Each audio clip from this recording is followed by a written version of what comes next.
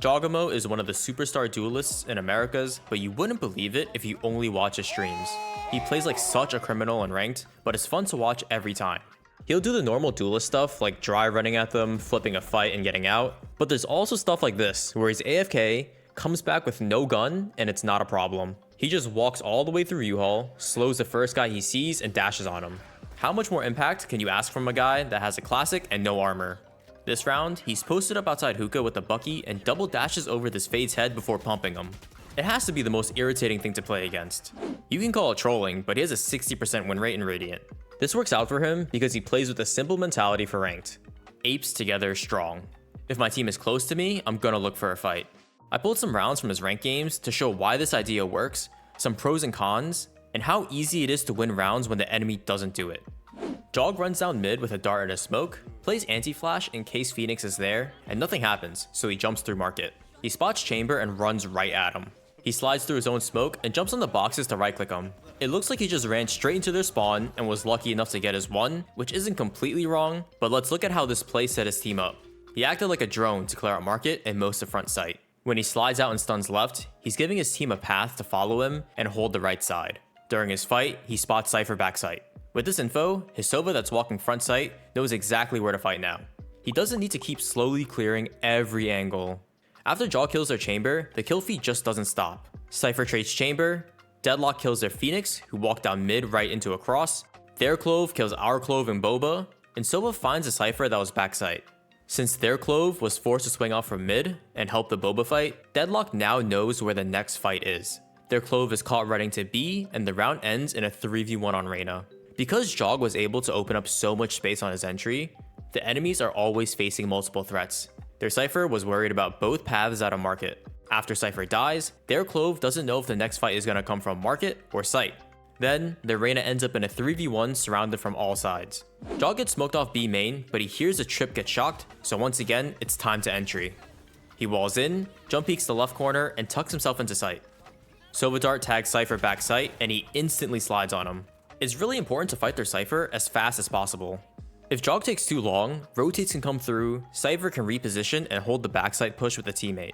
Swinging into two people holding the same angle is usually going to lose you the round. But since Jog is fast to fight, Cypher is stuck in the open trying to cross, fighting people in different angles. Jog is hugging the right wall while his Clove and Sova are on the left. They get the kill on Cypher, while Waylay got a kill on the market smoke, and now sight is all theirs. Jog isn't the first entry this round, but this is what it looks like when your team is fully bought into fighting. His Waylay double dashes through the mid smoke and slows the chamber. Jog sees him on the minimap and lasers him down. Their Phoenix flashes from CT to trade, so Jog tucks back, but he's not running away. He re-swings, runs to the Phoenix, dodges the flash, and gets dropped. But Apes together strong. His Sova is right behind him to quickly get the trade. They got 2 kills mid, so it's completely open and the rest of the round is easy.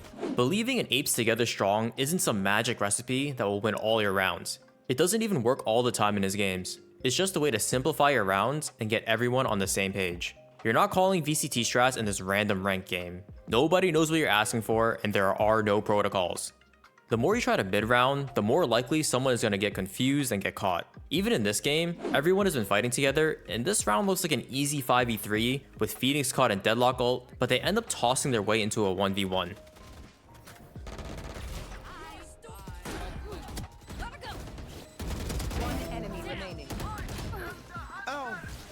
At the highest ranks, this still isn't a foolproof plan. Even in Immortal and Radiant lobbies, they're not always going to be on the same page. This round, Deadlock is fighting mid, so Jog runs over to help him. Sova's moving with him, so he's thinking Apes together strong. Jog slides out, Deadlock swings, and the Sova starts droning. This is when Jog will look like he's inting. He's thinking, if all 3 of us swing out at the same time, we can win this fight. Let's do a quick quiz.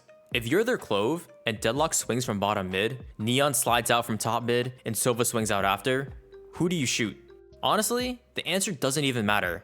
If your teammates don't pick differently from each other, someone on the enemy team is going to get a free fight with nobody shooting at them. So since Sova didn't come out, Jog and Deadlock end up dying and the drone pings one, but it doesn't even matter. It's now a 2v3 and attackers are free to back up and make a different play. Top mid gets smoked and his Clove closes door so they don't go out to fight. There's no point of swinging out the smoke into a cross from tiles and bottom mid without a flash. After some more pressure mid, Clove dies in market, so it's likely that attackers are gonna try to take it. Jog catches Chamber trying to get into market and knows there are more in market because Deadlock is fighting them.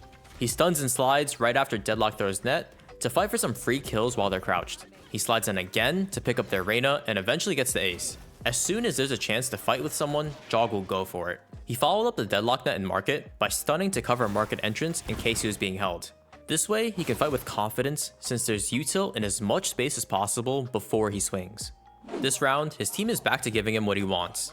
Jog walks out wide and picks their Phoenix. He has Sova and Waylay with him. A main is one wayed, so he stuns and slides out to continue the fight. His Waylay kills one for ult and sends it after the rewind. They're able to contain everyone in A main and end the round with 3 alive.